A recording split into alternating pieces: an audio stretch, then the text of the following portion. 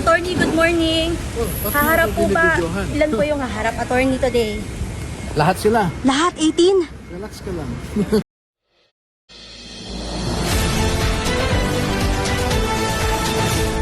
Ayan na mga kababayan, si Attorney Livito Balicod ay nagsalita na.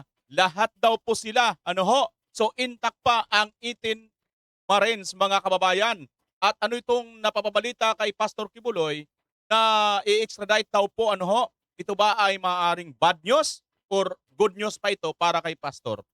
Ako mga kababayan, panoorin po natin ang buong detalye ng bidyong ito na ating pag-uusapan. Paano nga ba nangyari na bigla pong nag-recant at nag-back out po itong ating mga matatapang na mga ex-Marines at mga sundalo. At itong kaso ni Pastor Kibuloy, ano nga ba talaga? Bakit tatagal-tagal na po Tandaan po natin, 21, 2021 pa po nakasuhan si Pastor Kibuloy doon sa US. Pero bakit nakabalik dito sa Pilipinas kung malakas talaga ang kaso? Yan po ngayon ang ating pag-uusapan mga kababayan kung bakit at ano ang mga kadalahanan ng mga pangyayaring ito sa buhay ng mga 18 Marines at ito nga pong si Pastor Kibuloy. Okay, eto na po mga kababayan, diretso na po kagad tayo kasi hindi na ako nakakasawa na makiusap. Yung iba nagagalit eh. Wala namang bayad magpa-subscribe eh, pero nagagalit yung iba. Na natin mga kababayan. Unahin po muna natin ito sa pangyayari dito kay Pastor Kibuloy, kung ano nga ba talaga ang nangyayari dito, Ito pong kay Pastor Kibuloy, abay mayroon na kaagad umipal dito, itong si Reysa Hontiveros. Pero panoorin muna natin itong balita, ang detalye. Formal ng hiniling ng gobyerno ng Amerika na ma-extradite o isuko sa kanila si Kingdom of Jesus Christ Pastor Apollo Kibuloy. Yan ay para litisin doon si Kibuloy dahil sa kanyang patong-patong na kaso gaya ng child sex trafficking at fraud. Kinumpirma po yan mismo ni US Ambassador Babe Romualdez sa News 5 na ipadala na rin sa DOJ ang dokumento para maprosesong hiling na extradition ng Amerika. Pero ayon sa DOJ, wala pa silang natatanggap na dokumento. Ngayong gabi lamang, kinumpirma ng DFA na natanggap na nila ang extradition request mula po sa Amerika. Base sa Philippine-US Extradition Treaty, ang DFA ang unang point person sa naturang request. Inendorso na rin daw ng DFA ang nasabing request sa DOJ. Naharap si Kibuloy sa patong-patong na kaso sa US 2021. Nagkasuhan siya ng child sex trafficking at sex trafficking sa pamagitan ng puwersa, pananakot o panlilinlang.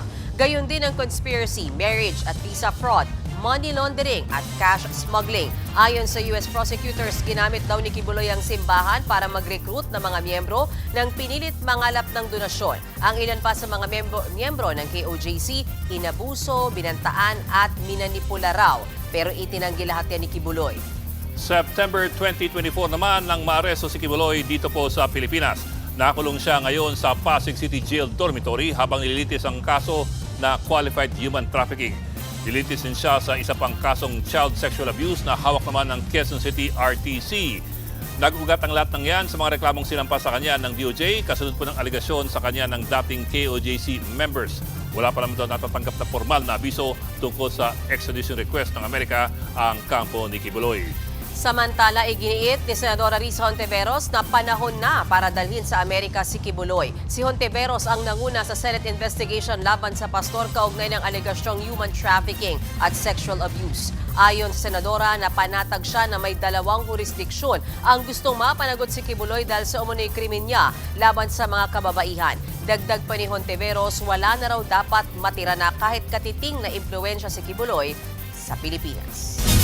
Yan mga kababayan yung sinasabi dito ni Hontiveros.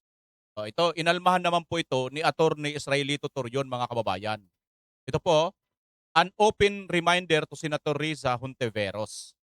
The statement, he trafficked women and girls from around the world is not merely an expression of opinion.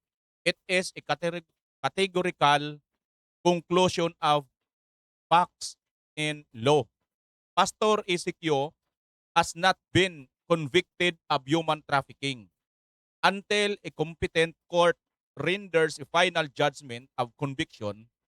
he like every Filipino is entitled to the constitutional guarantees of due process in the presumption of innocence. Excuse me. As a sitting legislator sworn to uphold the Constitution, Senator Hontiveros should be circumspect in her language.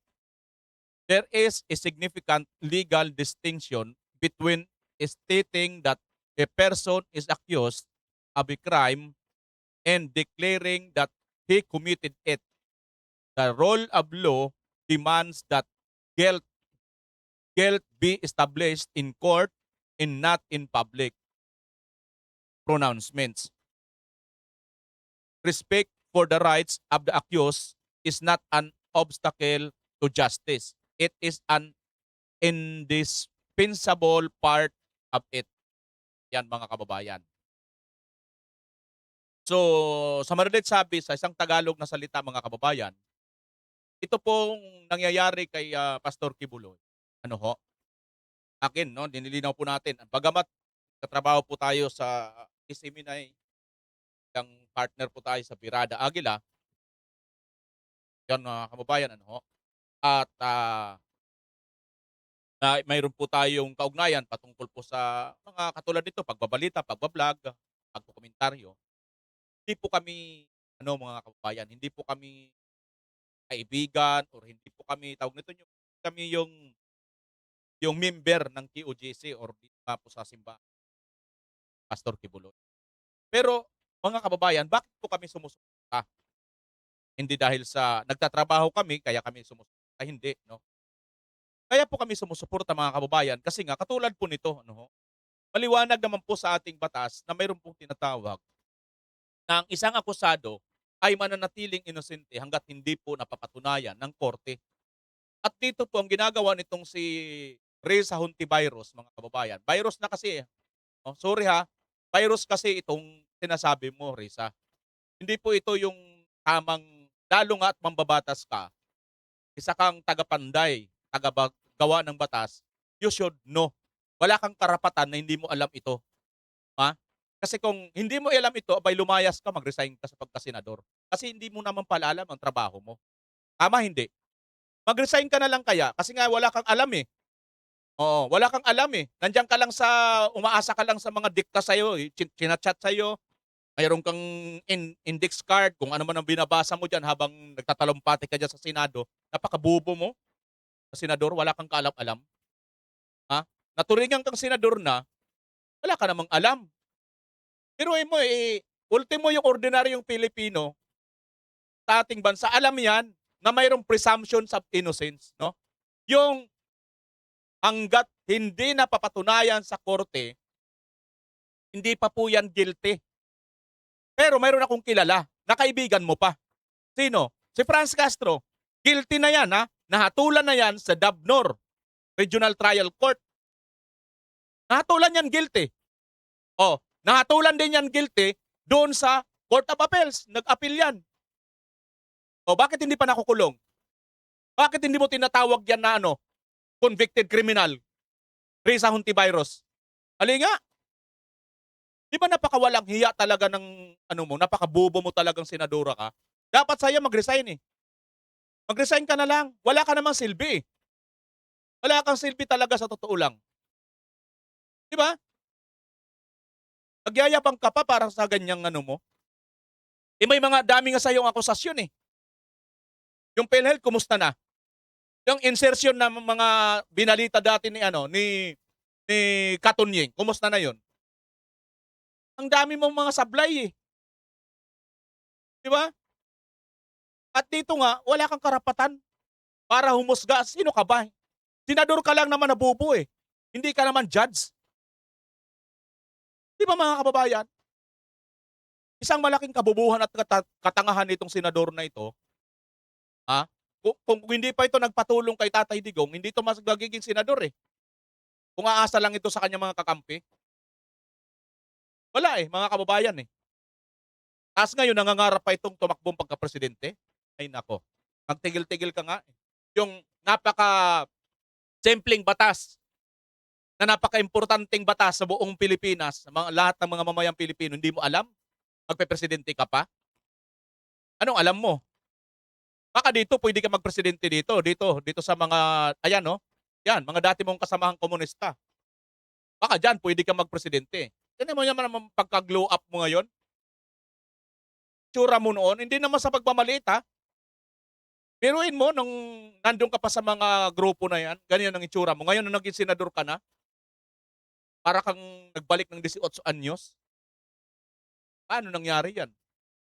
Abay, siguro may itsura ka naman, matangos ang ilong, istisahin, pero hindi naman ganyan ngayon. Na kahit may edad ka na, mukhang bata pa rin. Hindi mo namin kine-question, pero nagtatanong lang kami. Dahil ang mga pinamumunuan ninyo ay napakamahihirap. 80% ay napakamahihirap mga Pilipino. Pero mahirap ang mga Pilipino, pero yung mga senador natin, nagsipag-glow yung mga pagmumukha. Samantalang dati, nang hindi pa senador, ayan. Tapos ngayon, ang senador na, nagpapakalat ng kabubuhan, mga kababayan. Wala kang karapatan maging senador.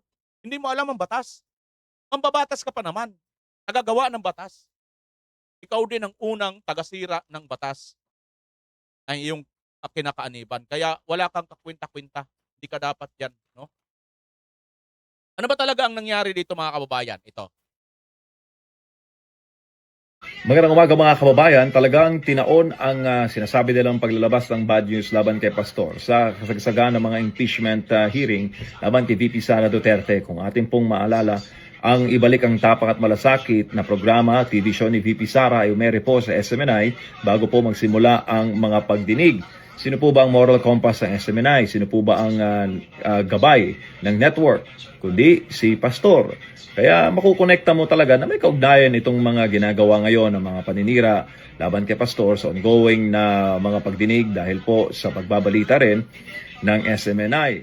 Kami naman po sa KOJC ay hindi matitinag dahil alam namin na inosente ang aming mahal na pastor, Pastor Paulo C. Kibuloy. Bahagi lamang ito ng political persecution, guilty by association dahil kaibigan lamang siya, malapit kang kaibigan ni former President Rodrigo Duterte na alam naman po ninyo kung ano ang ginawa, ano ang sinapit ng dating presidente sa kamay ng kasalukuyang administrasyon. At hindi lang po si Pastor ngayon na nakararanas ng mga panggigipit, kundi maraming mga personalidad, may incumbent senators na nasampulan, may dating congressman na nasampulan, at lahat po ng mga naghahayag ng dissenting voice o mga pagpuno o kahit reminders nga lang talagang nasasampulan. Kaya pagdasal po natin ang bansang Pilipinas, kami sa KOJC hindi matitinag at kami sa SMNI hindi matitinag sa pagbabalita ng totoo para sa bansang Pilipinas. Ayan mga kababayan. Itinaon pa talaga itinaon pa talaga itong pag-extradite dito kay Pastor Kibuloy dito nga po sa impeachment kay VP Sara. Bakit mga kababayan? Kasi ito po yun. Panoorin natin tong video na ito. Ang confidential funds, marami kaming pinaggamitan. Related siya lahat sa national security. Mga threats to education, threats to mga children, ang criminality, insurgency, violent extremism. Alam niyo yung nagpapasabog ng bomba, yung mga ganon. Dahil sa kanilang ideolohiya, ganyan. Merong recruitment sa ganyan. Tapos, terrorism. So, madaming mga threat sa national security natin na kailangan yung project natin sumasagot doon.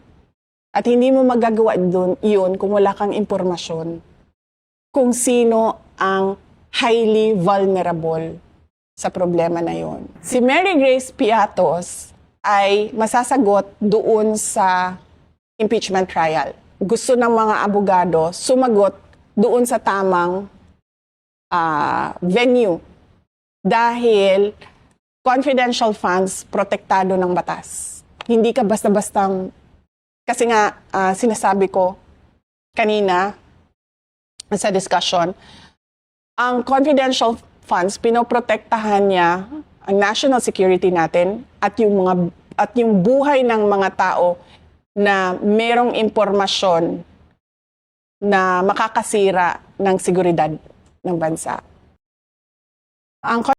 Ayan mga kabayan, yan po ang dahilan. Ha? Yan po ang dahilan kung bakit isa po ito ngayon sa nangyayari kay Pastor Kibuloy. Dahil ito po ay ang KOGC, ang SMNI ay masugid pong taga-suporta ng mga Duterte. At syempre mga kababayan, alam naman po natin, itong administrasyon na Marcos na ito, lahat po ng mga naging kakampi na mga ay talagang binalanghiya po talaga. Lahat kinasuhan, pinakulong, lahat mga kababayan kinapi talaga nitong administrasyon na ito. Samantalang ito yung kanyang mga kakampi. Ito yung mga dahilan kung bakit siya naluklok diyan sa palasyo ng bayan. Isipin nyo ha, saan ba si Marcos noon humaharap sa debate? Di ba sa Is-Iminay lang, mga kababayan? Ha? Is-Iminay lang ang nagbigay sa kanya ng ano. Alin, kung ito humarap ito sa GMA, kila Isko Moreno, kila Leni Robredo, humarap ito doon, aba ilalampaso ito, maniwala ka pa mga kababayan. Kahit nga ni Pacquiao, ilalampaso ito si Marcos noon eh. Takot ito sa debate. Kasi si Pacquiao nga, di ba? Mayroon din sinasabi noon eh. Aba di ba may sinabi si Pacquiao noon? Ay, kung maniniwala ka na sa mga Marcos, aba iwan ko na lang sa'yo. Di ba may tandaan ko noon eh. Sinabi si Marcos, nakalimutan ko lang mga kababayan. Ay si Pacquiao kay Marcos. Anong sabi ni Pacquiao kay Marcos? Mga magnanakaw, di ba? Ang tindi ng kanilang ninakaw, trilyon-trilyon, maraming pera. Oh, di ba? Pagkatapos si Lini naman, mayroon din sinabi kay Marcos. Sabi ni Lini, itong si Marcos, number 1 sinungaling. Oh. Si Pacquiao naman, mayroon din, si Isko Moreno naman, mayroon din nilabas. Yung 203 billion estate tax ni Marcos. Kumusta na kaya? Ano nang balita doon ngayon? Nabayaran na ba? O expired na mga kababayan? Ang masaklap po, mayroon pong tinatawag na 5 years. No? May expired na po yun pag hindi po yun ni-renew. Yung problema, mga kababayan, 6 years po ang kanyang pagiging Pangulo. So baka hindi niya na-renew yun. Kaya quits na mga kababayan. Talo na naman po ang bayan. Nanakawa na naman po ng 203 billion state tax ni Marcos Jr. At baka hindi lang yan 203 ngayon. Baka lumagpas na yan sa 203 billion. Kasi nga, hindi pa binabayaran eh. Hindi mas lalong lumalaki. Yan po ngayon ang estado ng ating bansa. At tingnan nyo mga kababayan, gaano katindi yung kanilang ginagawa. Tingnan nyo, sabi ni BP Sara, masasagot yan si Piato sa impeachment. Anong nangyari? O, di ba nasagot? Ano pala ang reward kay Piatos? Ano lang? Medicine at saka pagkain. Di ba? 70,000. Reward niya, pagkain at saka medicine. Grabe mga kababayan. Yung pala si Piatos. Pagkatapos, kahapon din, na-reaksyonan din natin, mayroon din video na sinasabi ni Justice Azcona, naman pala irregular yun. Pwede naman pala yun. Kasi yung reward, pwede pala in kind or cash or monetary. Katulad nga pong ginawa ni BP Inday Sara. Kaya matalino si BP Inday Sara mga kababayan, isa po talaga siyang abogada. Kaya hindi po siya pwedeng basta na lang po baliwalain ang katalinuhan ni BP Sara, mga kababayan. Now, balik tayo dito sa sinasabi nilang bakit ngayon tataon o tinaon. Alam niyo mga kababayan, na po, double time, triple time na po itong Marcos administration. Dahil nga po tingnan nyo ha, yung mag-inang Libeste, Ligarda, talagang ipapakulong na nila. Pagkatapos dito kay Marcolita at saka kay Mike Defensor. Di ba? Kasi itong mga ito, pumanig po nanindigan dito sa mga Duterte. Kaya doon pa sa iba ngayon, mga senador, na mga ibang mga nakapanig pa sa mga Duterte, ay masakit man isipin mga kababayan, baka mayroon pa po dyan magbaliktaran. Tangalan po ng hindi na nila kinakaya yung panggigipit sa kanila, pang-pressure sa kanila mga kababayan. Pero kahit mangyari pa po yan mga kababayan, ako naniniwala may tatayo na hindi po mawawala at babaliktad ang prinsipyo. At isa na dyan si Pastor Kibuloy, EOGC is Iminay. Hanggang ngayon mga kababayan, hindi po sila natinag kahit ano pong gawin sa kanilang ay dinig-dinig po tayo mga kababayan, inupiran daw po para lang para lang itakwil ang mga Duterte, mga kababayan. Pero hindi po ginawa. Dinig-dinig ko lang 'yan, mga kababayan, ha. Pero hindi po ginawa. Ibig sabihin, mga kababayan, may pag-asa pa po tayo. Oo, nakikita natin, sunod-sunod po yung mga baliktaran ngayon. Sunod-sunod po yung makukumbinsi nila. Matindi po kasi yung pressure na mangyayari, mga kababayan. O kamukha nito kay Pastor. Itong kaso ni Pastor Kibuloy dito sa Pilipinas, yung kasong rape, ano na yan eh, dismiss na yan sa Davao. 'Di ba? Wala na yan eh. Oh. Ngayon, patungkol naman dito sa Amerika, mga kababayan. Ito lang, simple lang ang pag-a-analyze ko dito sa tungkol sa kaso niya. 'Di ba sa Amerika na nahuli na siya doon, year 2021. So panahon pa ni Pangulong Duterte. So, ang sinasabi ng iba, kaya daw si Pastor Kibuloy ay hindi daw po nahahatulan or hindi daw po nakukulong noon kasi nga andyan pa si Tatay Digong or si Duterte. So hindi talaga untouchable pa noong panahon na yun. Eh nung panahon na ni Marcos 2022 si Marcos na 2023. 2024 pa lang nila hinuli si Pastor Kibuloy. Kung talagang totoo na mayroon talagang matinding kaso, bakit hindi na kaagad-agad-agad? At sa tingin niyo, mga kababayan, kung napakalakas talaga ng ebidensya at kaso ni Pastor Kibuloy doon sa Amerika, sa tingin niyo kaya papakawalan ng Amerika? Kahit pa presidente pa si Marcos, ay si Tatay Digong? Mag-isip-isip nga tayo, mga kababayan. Mag-isip-isip kayo. Hindi nga, sige, imagine ninyo, mga kababayan. Isa nga yung kahit sino pa sa Amerika, sa tingin nyo, kaya talagang pakawalan? Tandaan nyo ha, hindi po kalyado na, although kalyado natin sa parang sinundan na nating kalyado talagang Amerika, hindi naman natin kalaban, so kalyado talaga natin, American, umpaman. Pero, alam natin na hindi po in good si Tatay Digong sa Amerika noon. So nahuli nila si Pastor Kibuloy. Kung napakalakas ng kaso nila, bakit pinakawalan pa? Gets niyo yung punto, mga kababayan? Tapos ngayon, biglang lumakas? Bakit? Kasi nga, hindi po nila matanggal-tanggal at hirap na hirap silang mapa-impeach itong si VP Inday Sara. Ito po talaga ang totoong dahilan, mga kababayan. Senator ba to? Tingnan nyo naman. Ang ICC, hindi na tayo member. Pero nangunguna itong si Marcos Jr. para ipadakip si Senator Bato. Oh. Basta lahat po ng mga kadikit, nakita niyo naman, mga kababayan, lahat po ng mga, kahit nga mga vlogger, di ba? Lahat. Itong Marcos administration na ito. Pero huwag kayo mag-alala, mga kababayan. Sa totoo lang, napakahaba man ng gabi, darating at darating din umaga. Yung madilim na gabi, mayroon pong umaga. Malapit na po ang bukang liwayway. Wag po tayong magpatinag, mga kababayan. No? So ganyan po ngayon ang nangyayari dito kay Pastor Kibuloy. Matindi po ang pressure, matindi po ang binibigay na kapalit para mag-retract, para bumaliktad, ngunit hindi po bumabaliktad. Kaya dahil dyan, mga kababayan, may pag-asa pa po ang ating prinsipyo. Yung prinsipyo natin, dapat natin panindigan, mga kababayan. Pero pansamantala lang naman ito. Pansamantala lang ito. Malapit na, 1 taon na lang mahigit yan, mga kababayan. Yan po. Kaya ako, naniniwala ako kung talagang napakalakas ng kaso dito kay Pastor Kibuloy, bakit nila pinapakawalan, mga kababayan? Diba? Bakit nila pinakawalan doon sa Amerika? Tapos ngayon, hihilingin nila. Diba, mga kababayan? So, bakit kaya ang daming taong ayaw sa iyo? Hindi ka nila kayang kontrolin. Direkta ka magsalita ng totoo. Tahimik kang umaasinso. Hindi ka sumasabay sa katoksikan nila. Naiinggit sila sa peace at confidence mo. Minsan, hindi ikaw ang problema.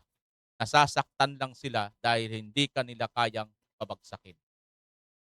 Yon ang problema nila, mga kababayan. Hindi po nila kayang pabagsakin. Sa kabila ng, tinan mo ang Isiminay, mga kababayan, Indefinite suspension. Pag nag-suspend po kasi yung Congress, sa 19th Congress, mga kababayan, pag nagpalit na po ng Kongreso, 20th Congress na ngayon, tapos na rin po yung suspension. Pero hanggang ngayon, suspended pa rin po ang SMNI, mga kababayan. Bago po kasi tanggalin ito, kaya hindi po nila matanggal-tanggal ang prangkisa ng SMNI kasi po nasa batas.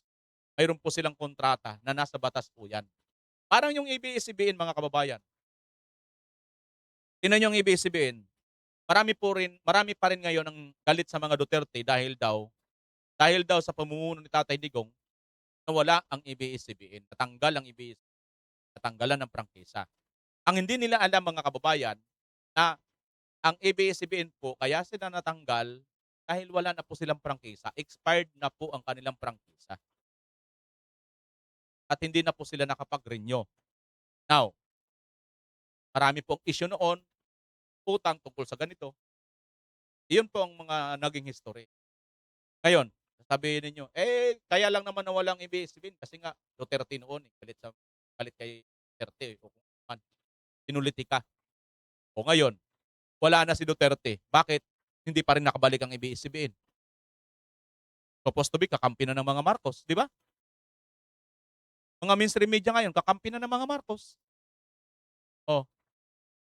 Na dati talagang hindi makain ng aso at pusa yung pinagsasabi ng mga mainstream media noon laban sa mga Marcos. Di ba? Ngayon, nasaan na? Kakampi na nila. Pero bakit hindi nakabalik ang ABS?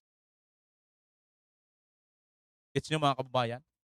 Pero itong SMNI, nakakampi po ni Marcos noon nang tumatakbo siya, ito yung ginamit ni Marcos na media para siya makapagsalita sa mga debate. Na mga scripted. Hindi pala scripted. Yung iba lang siguro, no? Yan, mga kababayan. Yan po ang pag-asa natin dito. Ito pong si Pastor Kibuloy. Sa pa, mga kababayan, ako nakikita ko pag halimbawa magtuloy-tuloy ito doon sa US. Kasi tingnan nyo, ako talaga itong naisip ko kung talagang mabigat ang hawak na ebidensya at kaso doon sa Amerika, bakit pinakawalan pa? 'Di ba? Na alam naman po natin ang Amerika, hindi po yan basta-basta ang iba po ang justice sa Amerika, mga kababayan. Bukod sa mabilis, hindi po yan, wala po halos diyan palakasan system, mga kababayan No? 'Di ba? Wala pong palakasan system diyan Kulong-kulong. 'Di ba yung mga sikat na mga artista, mga Hollywood? Nakukulong, 'di ba? Mga sikat na mga basketball player, mga sports, walang diyan, kulong talaga. Hindi katulad dito sa atin, mga kababayan. Kaya kung tutuusin lalo naniniwala tayo na wala talaga silang matibay na basihan laban dito kay Kibuloy. Sa tingin ko, mga kababayan, baka mas mapaganda pa nga Sa tingin ko lang, baka nga mas mapaaga pa tuloy. Ang problema lang natin dito, mga kababayan, kasi nga mayroon si pastor sinasabi noon na extraordinary rendition. Yun ang nakakatakot. Sana lang, mga kababayan. Hindi natin alam. Kasi doon, wag naman sana mangyari na magising na lang tayo sasabihin, inatake sa ganito, inatake sa ganon, mga kababayan. Yun ang masaklap. Wag sanang mangyari yun. Yun lang po ang nakakatakot doon. Pero kung mapupunta doon, sa tingin ko, mga kababayan, mas maganda pa nga baka mas mapabilis pa Baka nga mas malinis pa kaagad 'Di ba? Tandaan ninyo yung iba niya mga kasamahan, dismiss na po ang mga kaso doon sa Amerika. Mga kasamahan ni pastor yun, na-dismiss na. So ibig sabihin, hindi po talaga ganun kalakas. Kasi kung napakalakas, bakit hindi na madi-dismiss yung iba Kayo, mga kababayan, anong inyong thoughts dito? Punta na tayo dito. Tungkol naman po dito sa 18 Marines. Mga kababayan, meron pa ako nakita ritong post ni Dr. Loren. Tingnan natin to. 12 minutes ago. Sabi dito, the brave 18 remains intact and standing tall and brave for the Republic. walang bumaliktad. Yung 4 na sinuhulan daw ni Diwata ng tig 25 million ay may mga bago. Yan si Diwata, typical, timbangag, pangit na evil pa. Wala naman siguro sinasabi kung sino si Diwata, mga kababayan, ha. Wala naman sigurong birth certificate si Diwata, baka hanapin nyo rin birth certificate, ha. Ayan, mga kababayan. So, parang lumalabas. Tingnan nga natin kung sino nga ba itong mga bumaliktad. Ito muna, mga kababayan. Nirecount o binawi ng 4 sa 18 tinaguriang Maleta Boys sa alegasyon naghatid sila ng pera kina Pangulong Bongbong Marcos at dating House Speaker Martin Romualdez. Hindi raw sila ang gumawa ng joint affidavit noon. Narito po ang aking unang balita, exclusive. Noong February 2026, lumabas sa publiko ang 18 lalaking nagpakilalang dating security ni dating Congressman Zaldico, ang ilan sa kanila mga dating Marines. Sa kanilang affidavit, sinabi nilang naghatid umano sila ng male-maletang pera kina dating Speaker Martin Romualdez, kay Ko at maging kay Pangulong Bongbong Marcos.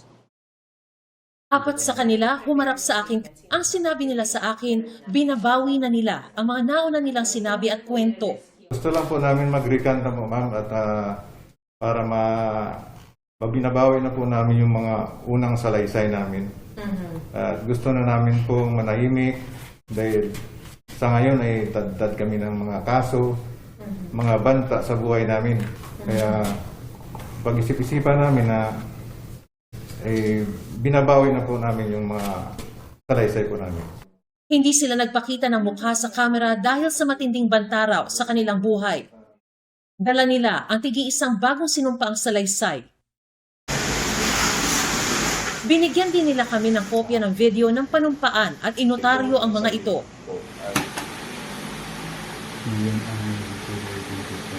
Bakit niyo gustong bawiin? Hindi po totoo yung mga ibang sinabi na po namin. Binabawi po namin lahat yung unang salaysay na nagatid namin. At hindi totoo po yung sinasabi namin doon. Sa unang sinumpaang salaysay namin. Doon sa sa salaysay namin to, sa unang salaysay po. Sa affidavit. Yung hindi totoo yung sinasabi namin. Bakit niyo ngayon sinasabi na hindi totoo? Pero noon kasi pinanindigan niyo eh. Parang naguguluhan pa kami noon. Tapos ang nagawa ng affidavit namin po ay hindi kami po. Sa kanilang bagong affidavit, sinabi nilang binabawi na nila ang nauna nilang mga alegasyon laban kina Marcos, Romualdez, Ko at iba pa. Pumirma lang sila sa joint affidavit dahil sa pangakong pera. Una kasi dyan, ma'am, may mga pangako po sa amin. Tulad ng pinansyal na sinasabi nila po na pwede na po kayong hindi magtrabaho ng 2 taon. Tapos, meron pa kayong security sa pamilya niyo. Kapalit ng ano? Kapalit po sa ginawa namin na joint affidavit ko. 3 sa humarap sa akin, pumirma ng affidavit sa Office of the Ombudsman na ginagamit ngayon sa investigasyon kay Romualdez at iba pa. Pero kwento nila, nang humarap raw sila sa Ombudsman, pinilit silang pumirma sa sinumpaang salaysay na gawa na rin daw. Tinakot daw silang sasampahan ng patong-patong na kaso. Ang affidavit daw nila ngayon, sila mismo ang nagsulat at walang namilit. Kami po, wala pong namilit, Walang namilit. Hindi kayo, wala ng financial assistance this time? Wala na. Kasi gusto lang po namin manahimik po kami, ma'am. At matapos na po lahat na ito. Para mawala na rin po yung mga kaso namin. 2 buwan Yon, mga kababayan. Yon ang importante doon eh. Para ano daw, mga kababayan? Pakinggan nyo ulit, ha? Gusto lang po namin manahimik po kami, ma'am. At matapos na po lahat na ito. Para mawala na rin po yung mga kaso namin. Ayun, mga kababayan. Yon ang talagang dahilan para mawala na po ang mga kaso namin. Tingnan nyo. Tingnan nyo, mga kababayan. Dito na tayo magpupunto. Ano bang nangyari kay Chis Escudero at saka kay Joel Villanueva? Dibaga, una na silang tambak, patong-patong na ang mga kaso. Hinog na. Pero anong nangyari? Pagkatapos na bumaliktad sila. Anong nangyari, mga kababayan? Diba, same pattern? Para mawala ang kaso. Ngayon, wala na po silang kaso. hindi na po sila iniimbestigahan at hilaw na po ang kaso sa kanila. Or kaya nabulok na. 'Di ba mga kababayan? O, ganito po talaga mangyayari. Pag bumaliktad ka, wala ka ng kaso, alam na this. Ito pa mga kababayan ha, mayroon ditong pinulgar si Attorney Baligod. Ito, panoorin niyo mga kababayan. Pero ayan, ito muna, isa pang samuna natin dito. Mga testigo noon, walang takip ang mukha. Tumistigo na may malimalitang pera versus testigo ngayon, nagtakip na ng mukha. Tumistigo na walang malimalitang pera. Nung mayroong malimalitang pera, ay mga mukha, hindi nakatakip ang mukha, sinabi lahat, isa-isa nagpakilala mga pangalan.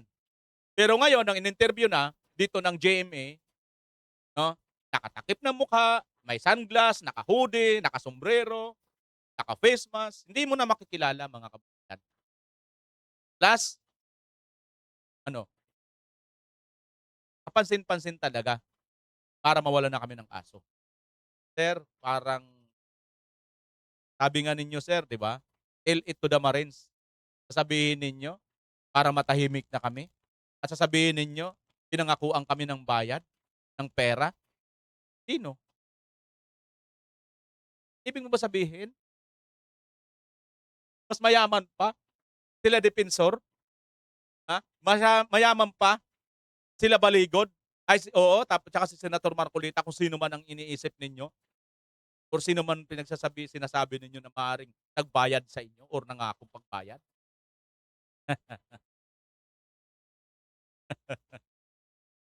Sir naman, no? Sir naman, no? Di ba? Pero sige, irespeto namin kayo, sir. Kaya lang, tutulad na rin din kayo, sir, sa mga ginagalang na mga senador na ngayon, pinagtatawanan din. Sorry, sir, pero mas naniniwala ako nung panahon ng una kayong lumantad at lantad na lantad talaga kayo. Yun ang totoong Pilipino na may paninindig. Kaya lang, irespeto ko kayo dahil may pamilya kayo at baka nga, katulad kay Sergeant Gutesa, unang nagsalita mga kababayan at lumantad ay wala rin pong takip ang mukha. Pero ng pre-nature, kidnap, nipit, pinahirapan, yaran, di umano, pati pamilya. Pag pamilya na po kasi ang pag-uusapan, talagang kahit gaano mo katibay, kahit bibigay ka. Kaya ito siguro nakita, nakahinaan ng mga ito. Kaya ayan ngayon. Maliwanag po itong mayroon pong itim na mga kamay nasa likod. So, sabi ko nga sa inyo mga kababayan, sabi ko nga sa inyo, 1 taon na lang mahigit yan. Sayang. 1 taon na lang mahigit yan. Senator Marcolita nga hindi natakot makulong. Hindi nyo ba inisip yun? So binibigyan ko pa rin ng benefit of the doubt. Hindi pa rin ako naniniwalang kayo yan. Kasi nga, ayon dito sa post ni Doc Loren, intact pa daw ang 18 Marines, mga kababayan. Yung mga binayadan daw ng 25 million. Pa naman, 25 million, mawawala lahat ang kaso mo, plus yung pamilya mo wala ng threat, di ba? Ano gagawin mo? Talagang gusto mo na lang manahimik, mga kababayan. Kisa naman dito ka sa, papanig ka dito sa mga matatapang, di ba? Na talagang tambak, punong-puno ng kaso, maaaring tuluyang kang makulong, plus ang pamilya mo gipitin, plus wala pa kayong pagkain. Doon talaga mga kababayan. Pero, uman kayo, kasi may benefit of the doubt na hindi sa totoo. Malamang, kasi, paano ito hindi po sila pinapakita mga kababayan ng mukha Kaya tuloy, mayroon pa rin duda sa akin. Diba? Na hindi sila totoo. Hindi ito yung mga tao na unang nang nagsalita. Kasi kung sila yan, abay, una silang lumabas, matatapang Naduwag na kayo?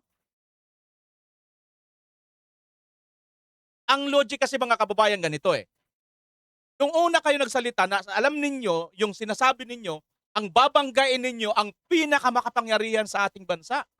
Ang magpinsan. Hindi kayo natakot? Lantad ang mukha ninyo? Ngayon tuloy, na bumaliktad na kayo at kakampi na kayo ng sinasabi nyo dati, natakot na kayo?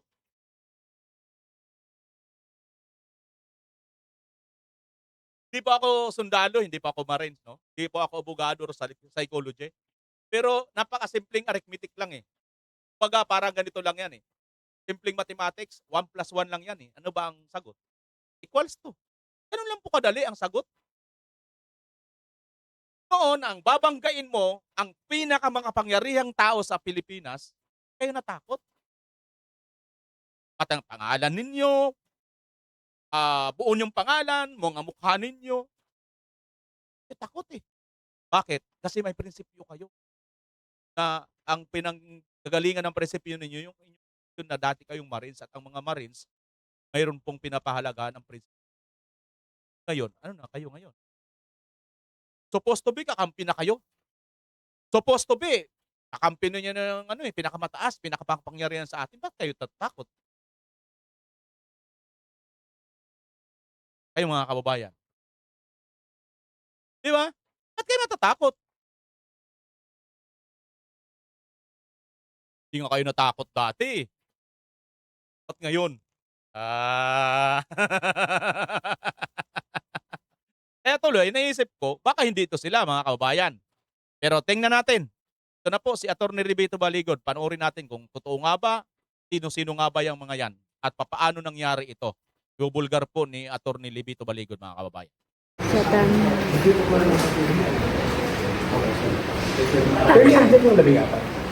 On the way.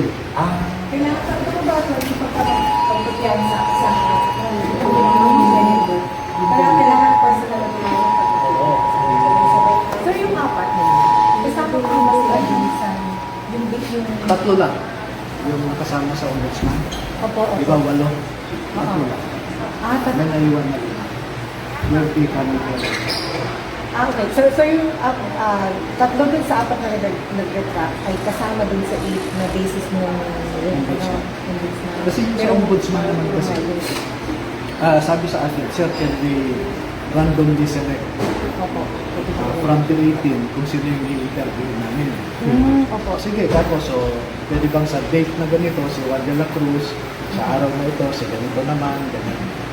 Pagkatapos nila ng interview yung 8, sabi nila, attorney, kontento na kami dito sa 8. Anong plano niyo doon sa 10? Sabi ko, sa kwan na lang, pagdating ng pre-trial conference, ipapasok yung affidavit nila. So, okay naman yun. Normal yun sa practice, no, sa law practice. And then, ang ginawa ko ng ombudsman, dito sa 8, pipili kami ng ilan para i-walk through namin kung totoo yung sinasabi nila na mag-deliver sila. So, ang ginawa, sinakay sa van, isa-isa. Sige, sabi niyo, pumunta kayo sa ganitong address sa loob ng coach card. Ituro mo kung paano pumunta. So, gano'n, naka-video, may kasamang mga ombudsman lawyers sa loob, pati driver, abogado rin, ha? So, ayun, sir, yan yung address na ganito. Yung next, itong address saan? Sir, dito tayo liliko, ganyan. So, alam nila. Kaya tumawag sa akin yung isang mataas na opisyal ng ombudsman. At sinabi, kontento kami. And then, nag-press con na ang ombudsman. And then, sir, yung so yung apat, bakit po kayo nag-retract? We will hold a press conference tomorrow para ma-contextualize ito. Kasi matagal ito na nangyayaring ligawan eh. May mga offer, 5 milyon, tumaas ng 10 milyon. Who's offering what and bakit Yes, po? makikita yung mga nag-o-offer, no? Nandun sa text kasi eh. Kasi yung isa sa kanila, tinanong, saan ba galing yung, sino ba yung financier mo? So, tinext nung nag-uudyok sa kanila kung sino. Mga ganon, no?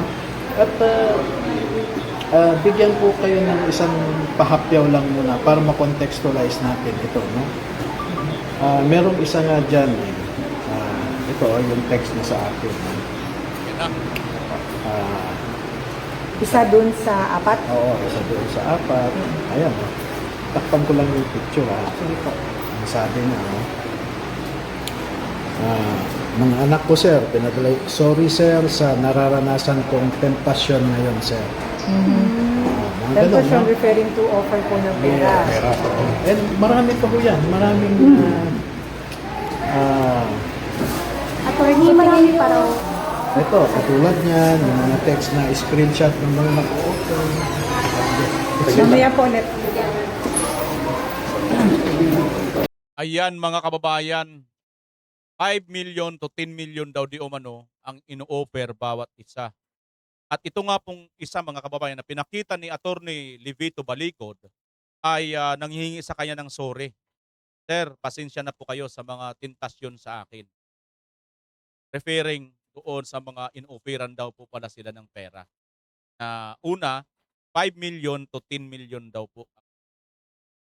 Ayan. Plus, tanggal ang kaso. Inuulan na po sila ng kaso ngayon mga kababayan eh. Diba? Inuulan na po sila ng kaso. Plus, tanggal ang kaso. Plus, ligtas, safe na safe ang mga pamilya.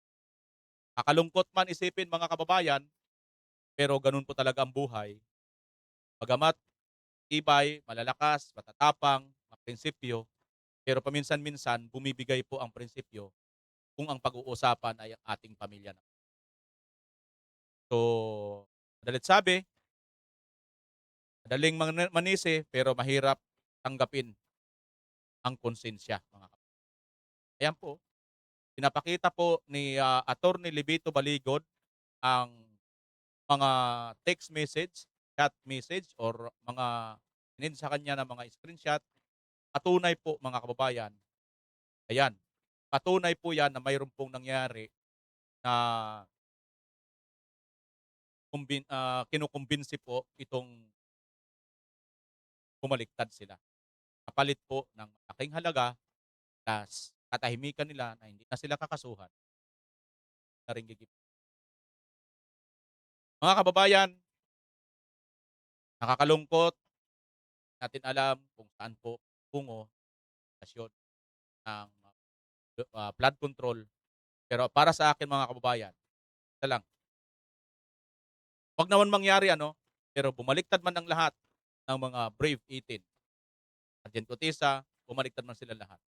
Andyan pa po itong si Saldico na nauna na rin po nagsalita, nag-video ng ilang beses. At tinumbok po niya kung sino po talaga tunay na kasalanan at nagnakaw ng pera ng bayan. Saldico po, pag yan na ang magsalita, at sabi nga ni Saldico, lalabas siya at magsasalita siya sa tamang panahon. Malamang, tamang panahon na yan na po kay Sara Duterte sa 2020 na. Yan na po lalabas. Pangyayari. Mababawi po natin lahat itong mga perang ninakaw nila.